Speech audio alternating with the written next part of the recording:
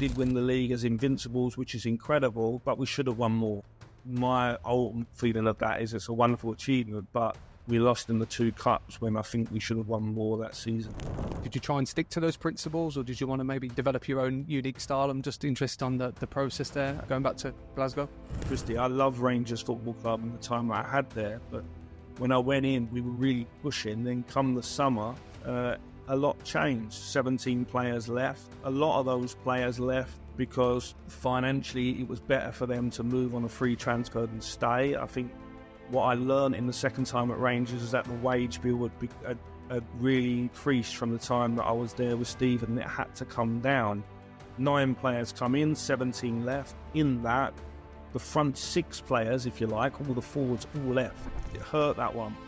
That's the only one that really hurt, because there's only so much one person can do in 8 weeks. There were some things I could have done better, but the environment that I went into in terms of the fans being unhappy, it was difficult. It's not how you would want to go into a football club for sure, and 8 weeks is short, but at the same time I still think it was best for all parties that we didn't prolong, because I'm not sure things would have gone the way anybody wanted.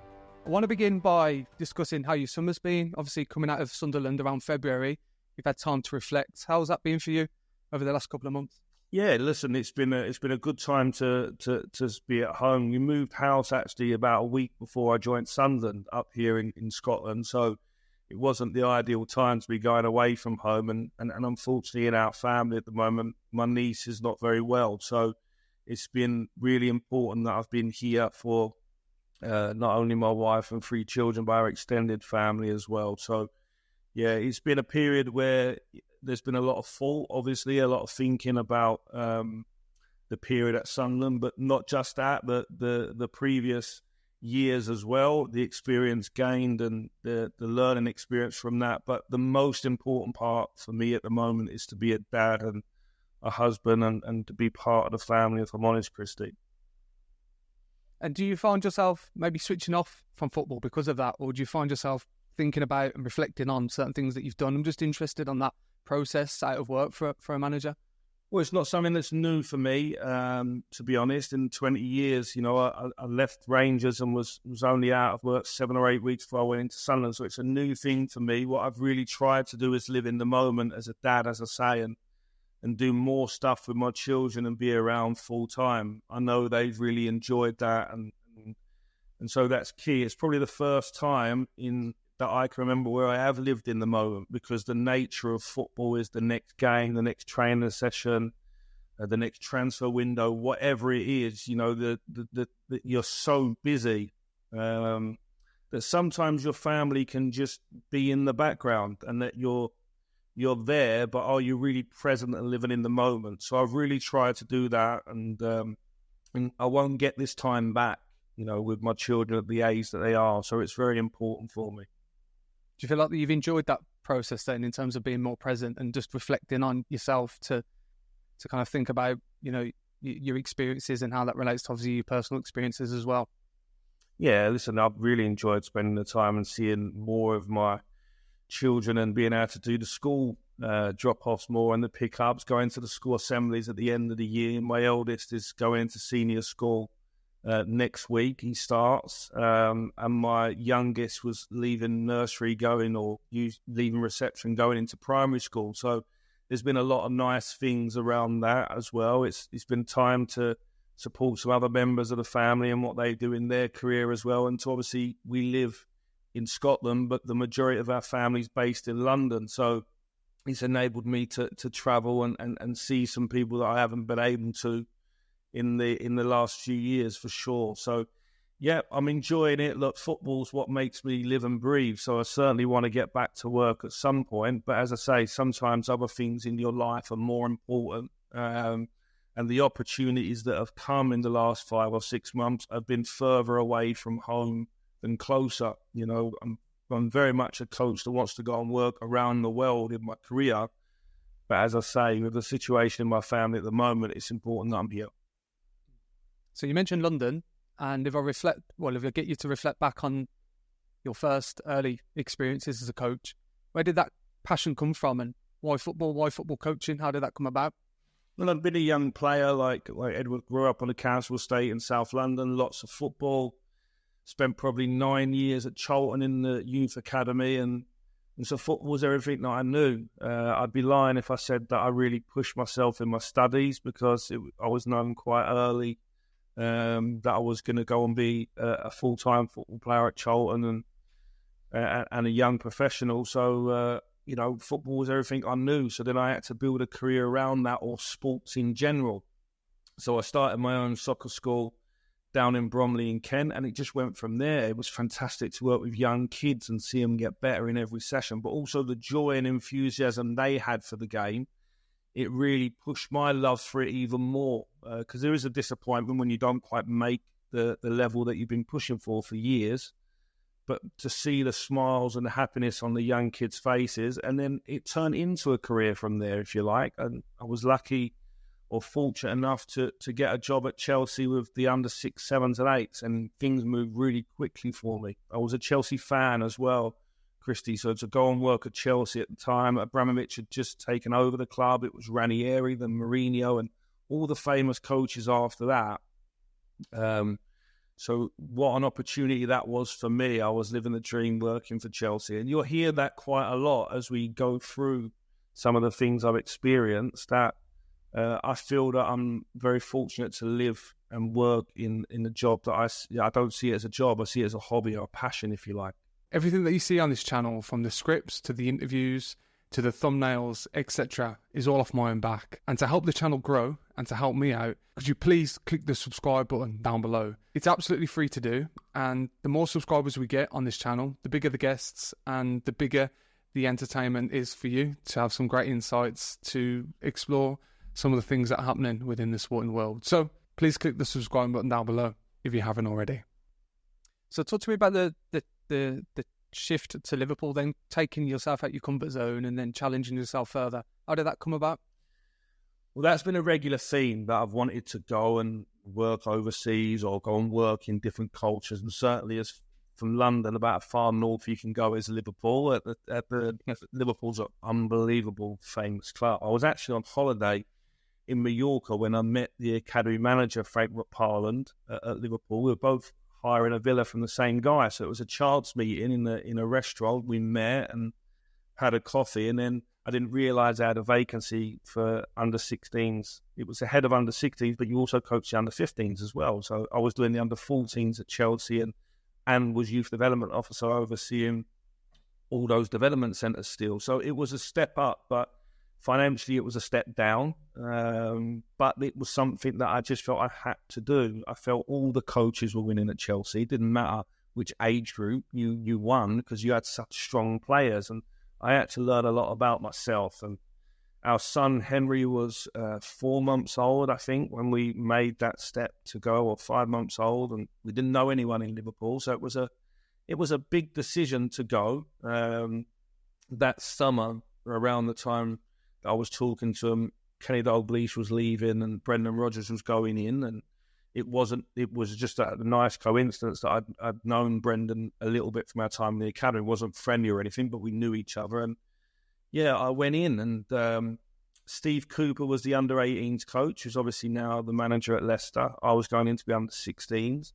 The reserve team manager was a guy called Rodolfo Borrell, who's been Pep Guardiola's assistant at Man City. So there was a lot of good people there to learn and to grow off as well. Now, what do you learn off these different types of coaches? You mentioned Rodgers and different types of individuals that might come from a different background. Is there anything that you do to develop off other people? Do you develop a community of practice there? I'm just interested in that process. Conversations in a football club are everything. The quality and the level of the conversation, I believe, goes on the pitch. You know, that innovation that you have. And so those conversations back then were fantastic. Alex Inglethorpe come in from Spurs in the November. I started in the September. So Alex is still there now as a academy manager. I helped the club recruit Pepin Linders 2 years later in 2014. Pepin's gone on to be Jurgen Klopp's assistant and now gone, obviously, to Red Bull Salzburg. We had Neil Christie, the current Blackpool manager, came in when Steve Cooper left. He worked at 18s while I was under 23s coach. So you think of the conversations that we would have over a coffee, breakfast, lunch, in any of our philosophy meetings, The opinions that we had were obviously strong. So we learned to give and receive feedback. But I think we drove each other. I think what I would say about all of those people is that they were really determined, both at Chelsea and Liverpool, to help these young players progress. And in that time, both at Chelsea and Liverpool, what's happened is a lot of coaches have been developed in those times as well, not just players. Academies are places of development for both players, but also staff as well. So it's, I'm mentioning a lot of names there that are familiar to people, of course, but there's a lot of good physios, sports scientists and medics and analysts that have also progressed. I was just down watching Liverpool play yesterday and watching them warm up. I'm seeing a sports scientist that worked with me at the under-16s and 18s. I'm seeing the kit man that was my under-23s kit man, a physio that was with us. So that's fantastic. So what you find in the clubs is people do progress through.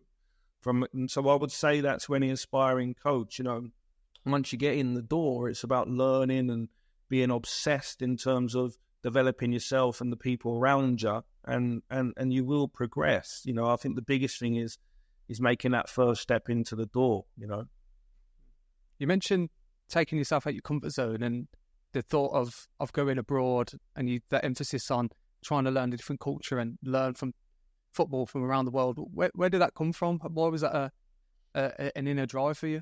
When I first started coaching, I didn't feel the British coaches and players at the time were respected around Europe.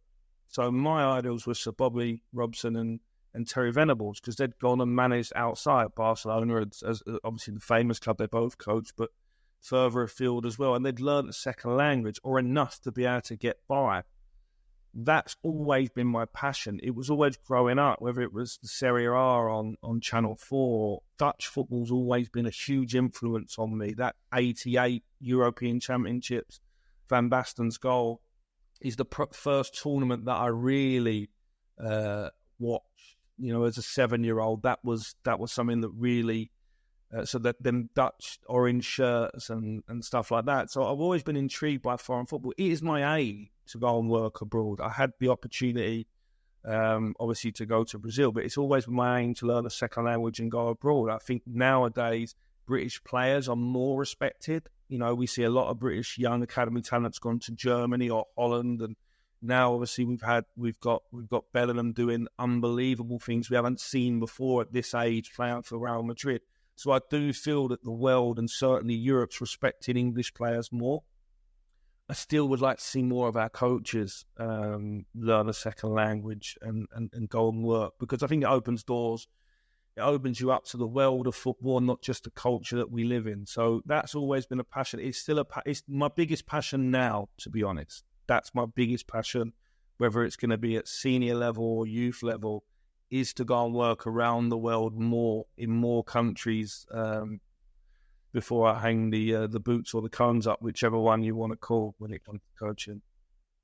How does that impact you personally then? So you mentioned that when you moved to Liverpool, you had a 4-year-old child, and then that experience in Brazil. How did you convince yourself and the people around you to maybe jump with you to learn a different language and put yourself in areas which is completely different to the United Kingdom and to England? What do you do as an individual there? I was such a Chelsea fan and person that when I went home and told my wife that we were going to Liverpool, she thought I was joking. The first few months was certainly difficult in Liverpool, and my eldest is now 12, so it tells you how far I've been away, 4 months old to 12. We've lived away from family, support for the whole time. I have, he's not a Cockney because my family are not Cockneys. We're not from the East End of London, from the South, but Henry, my eldest, is from London. My middle child, Mason, was born in Liverpool, so he's a Scouser. We was back watching Liverpool this weekend for him. And then my daughter's born here in Scotland, so it gives you an idea of a football coach's life, if you like. My wife's been brilliant, but as I said right at the start of this interview, that they followed me everywhere with my career.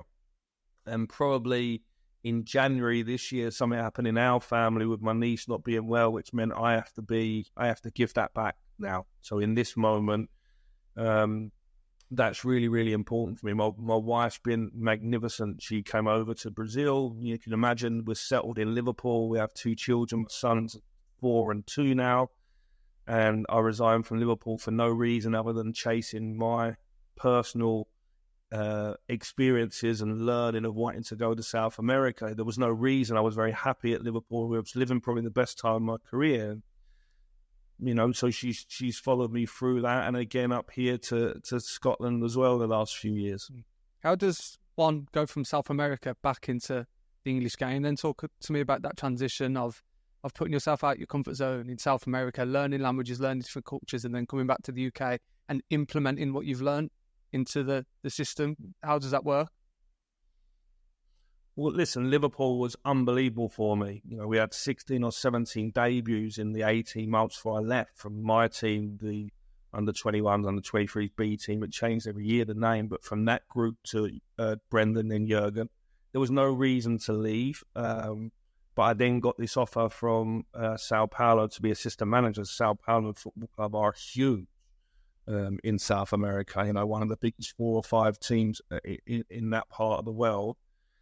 Liverpool were aware that I wanted to go to first team football at some point, but they were also aware that the only thing that I would leave that job for then was to go abroad, because I'd had a couple of clubs approach the club for me in the Football League, but it wasn't my ambition. I was happy. I was loving my job. As I say, I was living the best moment.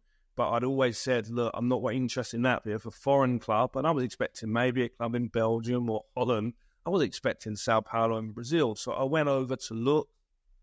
Obviously, my background's youth development. They have this academy called Cotia, which is probably one of the best academies in the world, the amount of players that have come out of it. And I just had to do it, Christie. It's one of those things. I didn't speak a word of Portuguese, so I had to quickly get 17 hours intensive, go over there, work with a translator, Charles, which is a great story because Charles is a French boy that had been studying in Brazil, but he knew the manager that was going in, Rogério Ceni, and since he's stayed and now become an assistant coach after being the translator for myself, Charles has been assistant manager at Sao Paulo twice, Fortaleza, Flamengo. He's won the Brazilian League. He's won the Serie B. He's now at Bahia, which is part of the Man City group, as a young coach now in his early 30s. So it's amazing. Like, he was there as logistical manager and to be my translator. It's amazing how people's careers in football can go. But it was the most incredible experience to work in South America, but mainly in the Brazilian culture, but with South American players from different nationalities, to see how they saw the game, to cross my learning from that to what I'd learned at Chelsea and Liverpool, my own beliefs. It brought a lot of my beliefs back home to me, that they were the right ideas, a lot around play and ball rolling time and lots of touches on the ball and that creativity element, you know, that ability to inspire people. And I came home probably 50% better as a coach. And I was ready to manage. I actually resigned on the Thursday afternoon. Rogério, the manager, actually left the following Wednesday, which was disappointing. But my reasons for coming back was the project had changed. The president was selling players that I wasn't aware we were going to sell. My job when I went there was to help promote some players from the academy team into the first team. One of those it's gone on to do so well and play for Real Madrid as centre-back now. It's a big famous name, but lots of other players went off to different places as well. I came back and I had the opportunity to go into Liverpool, and my job at Liverpool was to be head of coaching for that 8 to the under-12. So I'd just been a first-team coach in Brazil, one of the biggest clubs in South America. But that was the perfect job to come back and do for 6 to 8 months, support those coaches, because of all the ideas that I'd obviously I'd had in that time in South America. And obviously building a relationship up with Steven Gerrard, did that come about after your experiences within that role at Liverpool and then getting the opportunity to go to Glasgow Rangers? Yeah, that was a strange one, really, because in the time I had when I was Liverpool under-23s coach, we had a lot of ex-players come in to work around the group. You know, we had Rob Jones and Stephen Manham and Robbie Fowler. Kenny Dalglish used to come in. It was brilliant for me as a young coach having these guys in. And it was said that Stephen was coming back and was going to be in and around the academy for 6 months. So I was actually looking forward to him coming in and perhaps spending a bit of time, working around the groups.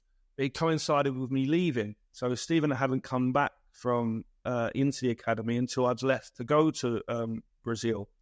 So when I came back the following September, the end of September later that year, Stephen was taking the under-18, but our jobs and roles never overlapped. We never really got past hello. So the day that he asked me to go and work with him at Rangers was a surprise to myself. I thought that I would stay at Liverpool and move back up the age groups that summer, but it was a nice surprise. And the moment I sat and spoke to Stephen about, what he wanted and his ambitions, then I felt it was an unbelievable opportunity to follow him, And obviously going up to Scotland, do you understand the magnitude of Rangers? Was it something that you knew previously, or did you have to learn about that? Obviously, a bit of a turbulent time with COVID, etc. there, and fans in and out of the stadium. What was it like learning about the club? Because you mentioned obviously learning from your past experiences at the other clubs, and then coming into men's first team management in terms of being an assistant to Gerrard, etc. Talk to me about that process. Listen, Stephen was absolutely fantastic to work for. Not just Stephen, obviously his assistant was Gary McAllister, two really famous people, both national team captains. There was so much I could learn from them. There was certainly some areas that I could give to them as well in terms of on-field coaching, and Stephen's way is to stand back a little bit more and observe, and he gave me a great deal of freedom and trust and autonomy to put my ideas into the team. And for that 3.5 years originally that we was at Rangers together before going to Aston Villa, it was fantastic. It was clear that it was a huge club, but obviously it was making its way back from 2012 and being dropped down the leagues. It was making its way back. There was a huge turnover of players in the time I was there with Stephen. We had to rebuild the squad, but then we had to rebuild the squad again to achieve more. We did that through Europe. I think both with Stephen and then my second time there, I had 60 games in either the Europa League or Champions League qualifiers. So that was an unbelievable experience in terms of playing against some of the elite teams in Europe. But also, Rangers is an unbelievable football club. I moved my family, where some of the other staff would kept their family in because their children were in schools and settled, had their extended family in Liverpool. But I moved my family up. As I say, my daughter was born here, and we're really happy where we live out in the countryside. But as a football club, the fan base is huge. The expectations are also huge, and there was some incredible highs, but there was more than a few lows along that journey as well, because the expectations and the emotions around a club like this are so big. Obviously, that 10 in a row was lingering when you were there. How did you build a title winning team? Is there anything that you can put your finger on justifying how the title come about to Rangers at that time? The expectation in the city, it was the big talking point. It was what it was the remit to come in and win the league in that time. And thankfully we did it in the last year. To win 55th championship for Rangers was our motto. It wasn't so much stopping. It was more like us winning, which I think was important mentally.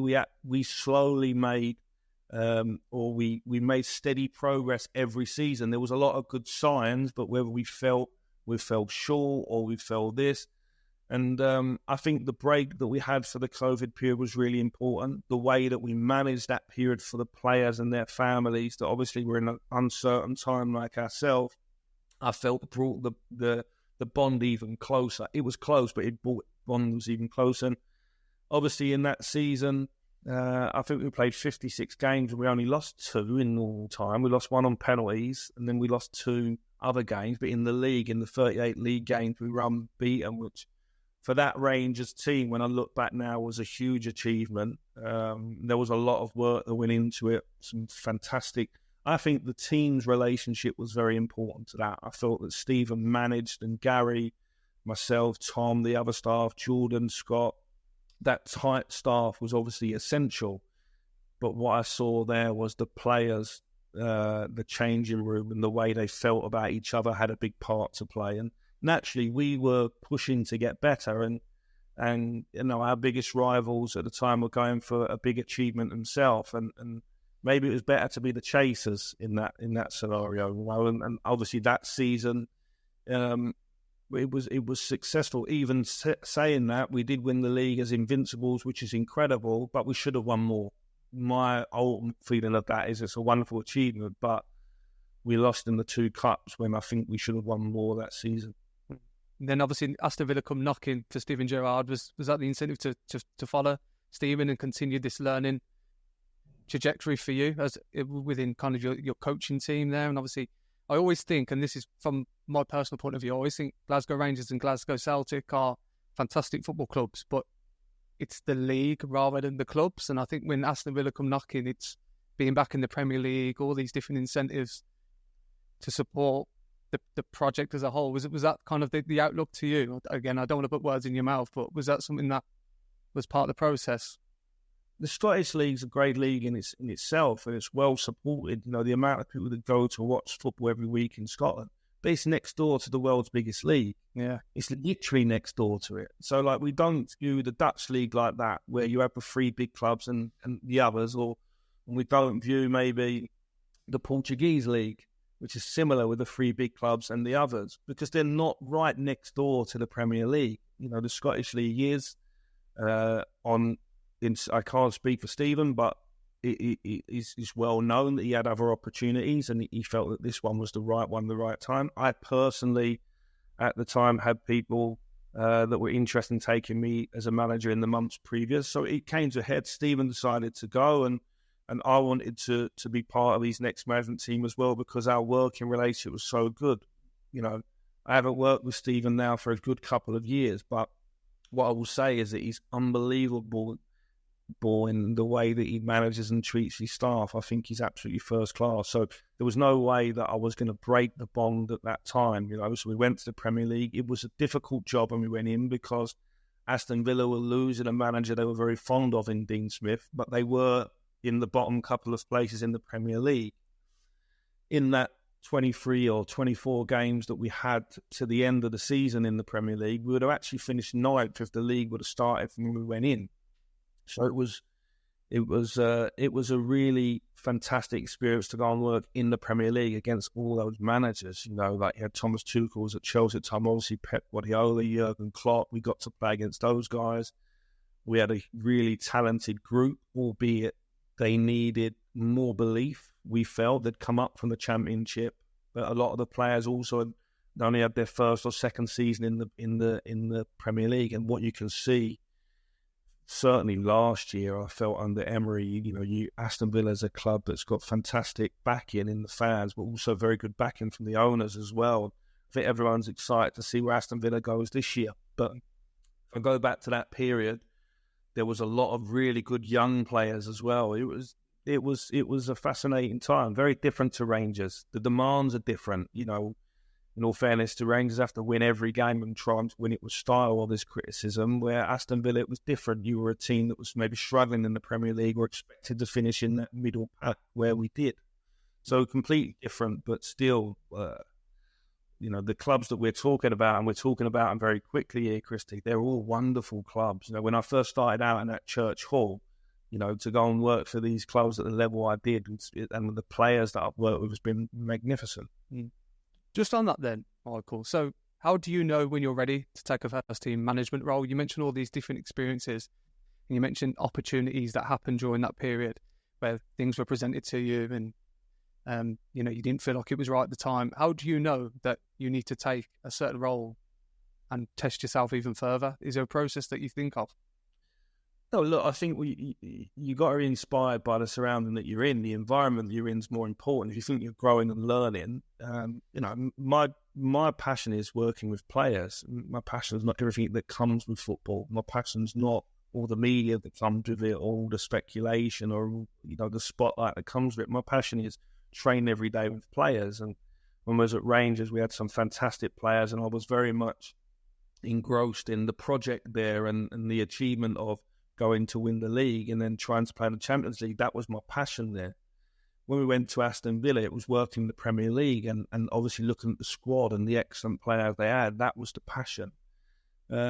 And I suppose it was that summer the season ended, and straight away there was 3 clubs that contacted me out of the blue to speak to me. And I suppose then you weigh it up, the opportunities that you have, and think that maybe it's time. I'd been an assistant for over 260 games. It wasn't like I'd been an assistant like in a short period. I've done 40 games in Brazil, and I've done 193 in Scotland, and I've done another 25 or 26 in the Premier League. So I just felt that that was the right opportunity to step out and implement my ideas fully, because that's what it is. I think when you work under a manager, you're there to support him. Stephen was brilliant. He let me implement all my ideas into his work. It was unbelievable how open and the responsibility and the trust he gave me. But still, this opportunity to go to QPR, which was the club that I chose, it just felt right. Obviously, I'd lived away from London as well for a long time, so I felt it was an opportunity to be a little bit closer to my parents and my family as well. Is it difficult to leave a team mid-season there at QPR? You mentioned the magnitude of Rangers. We've kind of spoke about the magnitude of Rangers. In terms of you moving on, was that a difficult thought process for you? Yeah, if I'm honest, it's the most difficult decision I've ever made. The other decisions might have seemed difficult, leaving Chelsea to Liverpool, Liverpool to Sao Paulo, leaving Sao Paulo to go out to Liverpool. But the most difficult decision I've ever had to make was to leave QPR after 4 months, because it's probably the happiest I've been. I was fulfilling sort of becoming a manager in my own right. The team we had no money, so we did free loan transfers and free transfers. We wasn't expected to do anything that season other than stay up. My remit was to do that, to help develop the squad that they had and the young players that were in the club, to bring harmony between the first team and the academy, which was run by Chris Ramsey, and then try to stay in the division and build, because of financial fair play or profit sustainability rules. QPR was still in a difficult place. And then 15, 16 games into the season, we're in first place in the Championship, which was a surprise. And then I had the opportunity with Wolves come along. It wasn't one that I wanted to take at that moment in time, albeit it's a wonderful club, because I was so happy at QPR. But I wasn't expecting in the World Cup break the situation to happen at Rangers, and it threw me a little bit. As I say, my family want to be here in Glasgow, so there was a lot of decision behind that. But I made that decision purely with my heart, where the other decisions I've always made in my career have been with the thought of the goals I'd set myself early on. This decision was made purely with the heart to go back to Rangers and that squad of players that I'd worked with previously. Going back to Rangers, did you do anything differently from your experiences as an assistant? Obviously, you're learning off Steven Gerrard and all these different players. Managers that have been previous players at your time at Liverpool, going into first team management at Rangers. What was your thought process, and did you try and stick to those principles, or did you want to maybe develop your own unique style? I'm just interested on the process there, going back to Glasgow. Well, it was a completely different staff, because obviously Stephen had taken his staff. Joe Van Bronckhorst, I felt, did a wonderful job at taking his staff, and I think Gio probably deserved more time for what he had achieved, because there was a lot of turnover, and the similar situation happened to myself. But I was asked to go back in to recreate that good feeling and to get the team back playing the way it was previously. So I went in and worked with the players that were there. In the winter, we brought in Nico Raskin, a young Belgium under-21 international. We paid early to get him. It was a free, but we paid around 800,000 to get him. And we brought Todd Cantwell in on a completely free transfer. So we added 2 players to it, but there wasn't much change from the squad, from Gio's squad to my squad. There was still probably 21 players in the building that were there under Stephen. And we started off fantastic. I think they were happy to see me back. We won 18, drew 1, lost 1 of the first 20 games, which is remarkable. But at the time, Ange Postecoglou was 9 points clear. We managed to get 2 points back, and they were the team that beat us in the cup final and the semi-final as well. So it was a sore ending to the season, but we'd won 80% of the games. The winning percentage was 80% at the end of the season. So out of 29 games with 123. So going into the summer, you were very optimistic about the new season.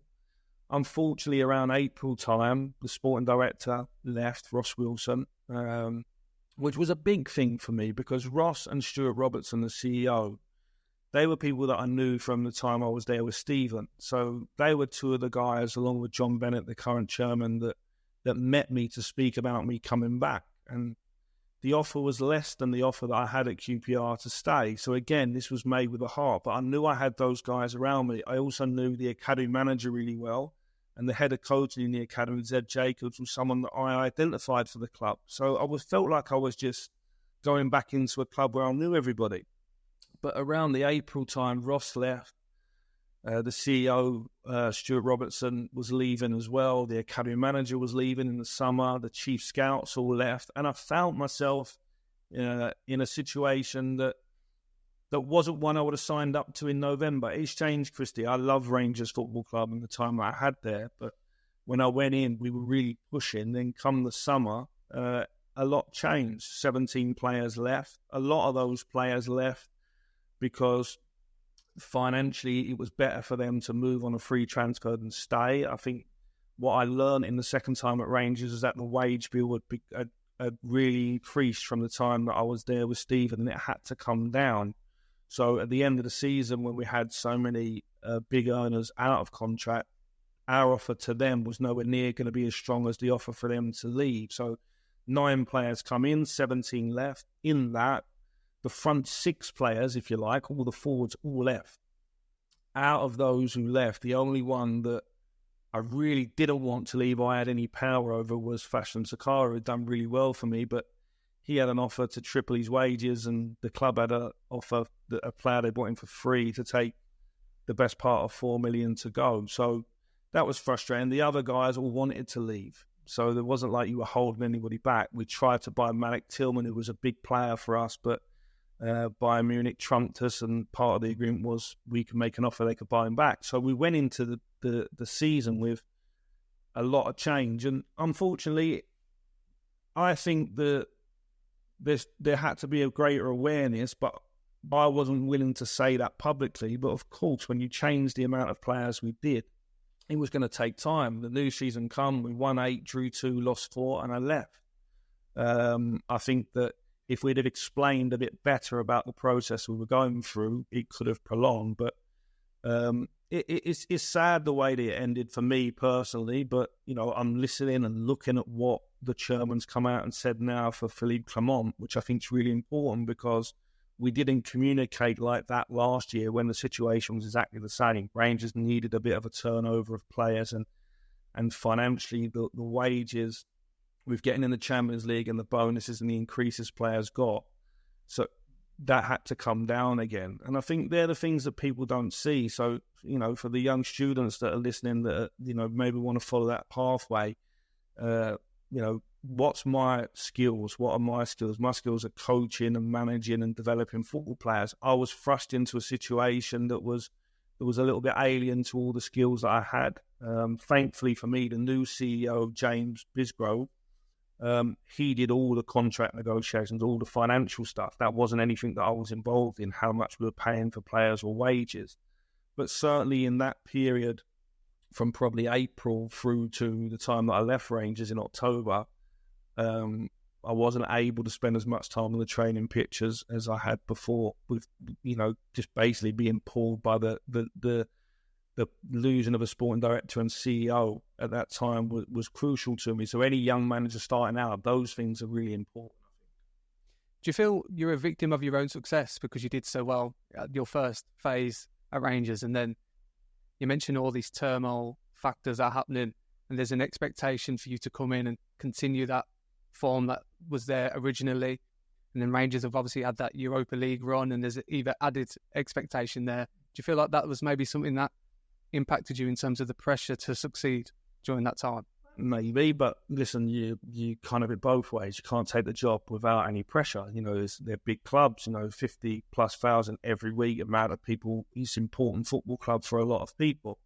What I think is, when you look at, Van Bronckhorst, he won the Scottish Cup and got to Europa League final, was a penalty kick away from winning it. So for him to lose his job and qualify for the Champions League after that, for him to lose his job early was a surprise, when it was me that the club reached out to and offered the job to, even though I was surprised by that. And that there's a warning sign in that there's not much patience. You still want to take that opportunity yourself. And the first period was good. I think that from the summer, losing 15 or 16 players and the main players in the final third, it's not rocket science to say that the next team's not going to start the season, everything will be plain sailing. It's not like you get every player the first day of pre-season. I also probably wasn't aware the finances weren't what they were when I was there with Stephen. We was able to spend a bit more. Now it was about spending and selling to make the net spend low and bring the wages down. So, look, I think they're all a parts of management. Coaching and management are two completely different things. That's what I'd say. And I think with the sporting director there and the CEO and the academy manager and the head scouts that were when I first went into the club, it enabled me to coach, which was my skill set, and have an opinion on these other things. And look, it's not a victim of your own success. I think that at this moment in time, financially, Rangers are second best. So you're trying to play snookers to catch up and get in front of Celtic anyway. So you know that you need time to build. I think I left with a 73% win percentage. So even though I'd fallen down from the 80% at the end of the season, there was in my eyes, the team would have kicked on. It's fine. I've left. I'm now a supporter of the club. And I really wish the new manager well. I can see some similarities from the start of Stephen's period to the start of Gio's, which ended short, mine, and now Phil's. And I just wish him all the best. And I wish the club every success for sure. Following Rangers, you moved to Sunderland, a younger squad. Was the aim from maybe the qualities that you've learned from that youth development phase throughout your journey to really embed that within Sunderland with the team that you had? Sunderland was very similar to the QPR squad. Sunderland was built around Jack Clark and Pat Roberts as wide players with Niall Huggins and Trey Hume, two fullbacks getting round them.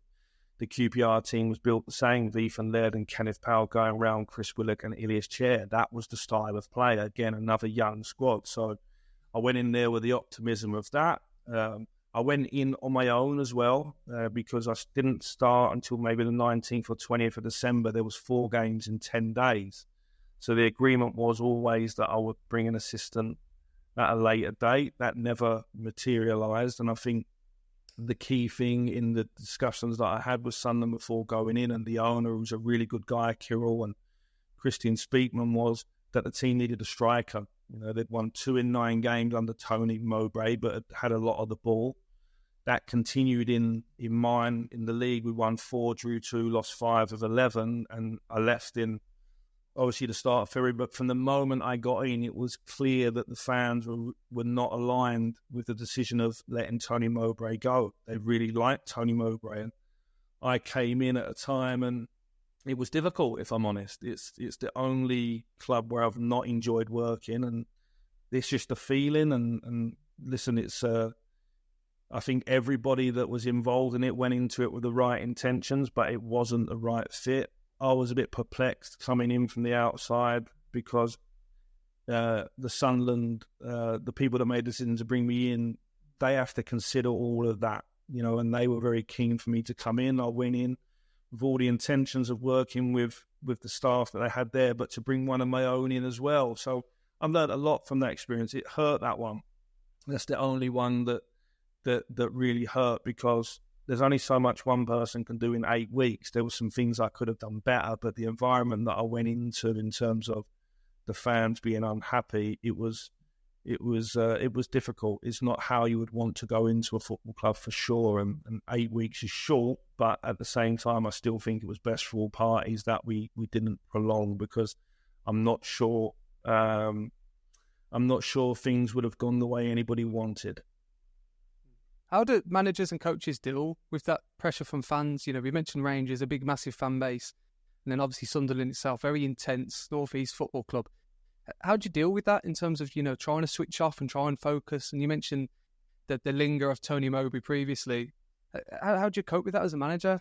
Can you give some insight on what you do to maybe stay focused? Yeah, look, if I speak about the Sunderland one, about 4 weeks in, I had a lot of family stuff going on as well that we've touched on. So it wasn't easy living down in the northeast with my family in Glasgow, and we have a situation going on in London. So that was also in the background as well. So it wasn't a pleasant experience for myself at a time where I'm getting to know new staff that I haven't worked with before. The players were fantastic. I think they have an excellent squad. I still think they're a striker away from achieving what they want to achieve, but I met a lot of good people, Christie, at Sunderland, and obviously the fans did a huge thing for my niece where they applauded, which I wasn't expecting, didn't know was happening, and they really showed a warmth in that. And there's a difference between social media and people you meet in person. There's a social media reality and there's reality of people you meet. And still now living in Glasgow, I meet a lot of Rangers fans and talk to them openly as a fan now, like they are about the club and feel the warmth. And my whole time in Sunderland wasn't spent 8 weeks with people shouting at me in the street and stuff like that. It wasn't like that. So you detach yourself from the media side of things. It's not a part of football that I definitely enjoy. It's part of that comes with the job. And so, no, look, when there's criticism, it's your family and your friends that see it more than you. And sometimes they bring weird conversations to you. Are you okay? Like that sort of thing, because they're seeing it and you're just getting on with your daily job. I try to focus on the positivity of the players and the staff that you're working with. And I have to say, in my time at Sunderland, I thought that the staff that I worked with and the players were excellent. And the same with Rangers. I never fell out with anybody in either club, which is good. And again, I wish Sunderland well. I think the Sunderland fans are just desperate for success. You're talking about two massive clubs. Rangers 52,000. Sunderland had the biggest attendance in the Championship. I felt that the results when I was there and the performances, we were just a striker short. I remember going away to Ipswich, who have done great things. We're winning 1-0. They equalised a bit of a fortuitous goal, and then we have a couple of chances, big chances to win that game, and then concede on a set play. And so the margins were so small. It's such a young squad. The average age of getting out of the Championship was 29. Well, our squad's average age was about 23, 24. And my first game I went in, we lost Huggins, who was really important to us, a fullback. We already had Sirkin and Lise injured. And then we lost Pat Roberts in the second game at Rotherham. So a lot of what made Sunderland so entertaining was lost. But listen, it's put to it's to the past now. And again, I wish the new coach there well. I think after that, they had a really difficult run to the end of the season where they won 2 in 16 games. So I think that the club and the owner are more aware of what the team needs. And if between now and the end of the window they can get a striker, I expect them to go close to the playoffs this year. Final question then, Michael. So on reflection of everything you've spoken about, well, we've spoken about today, what's the next steps for Michael Beale? Is there anything that you've got your eyes set on in terms of what you want to achieve? You mentioned being abroad, but also, your personal circumstances where you want to be close to your family. And I'm just interested in what the next steps might be for you as a coach. Well, look, I always said at some point I want to return to be a head of youth when I've got a few more grey hairs. But my big aim is to find a project that I can be really excited with, that I can get my teeth into. Like the plan originally at QPR was to stay for as long as possible and really cut my teeth as a manager. Now, life comes at you fast, and you have an offer from the Premier League and then a club that you absolutely love and your family live, and the chance to play in Europe, you go. So I've not spent that period of time that I want at one club to build. So that's an opportunity that I'm looking for. But also, I really want to work abroad. My big passion for football is my own self-journey and learning and working with players.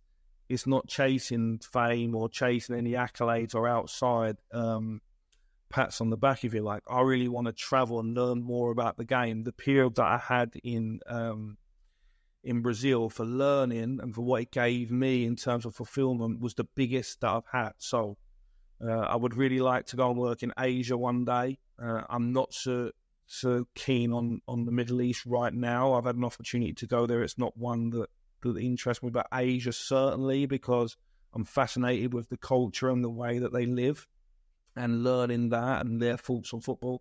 And I want to go work in some European countries. So really, I feel like I've just got started. Like the the journey that I've had from now, if I stop and look at it, there's a lot of things to be happy about. There's some things to naturally along that way. There's going to be disappointments. If you're in football for 20 plus years and you've only had one or two disappointments, and I think you're fortunate, the positive far outweighs the negative. And we'll see, Christie. Like, watch this space. I certainly want to go and try something and challenge myself in a second language sooner rather than later. Mick, good luck with that. And I just want to say thank you for speaking so elegantly today. Your journey is fascinating. The fact that you like to take yourself out your comfort zones is also very inspiring as well. And I think anyone listening or watching this podcast will only be inspired by what you've had to say, and hopefully they can learn a lot of lessons from your experiences up and down the footballing pyramid. So I just want to say thank you again, and good luck in the future, wherever that might be. Brilliant. Thanks, mate.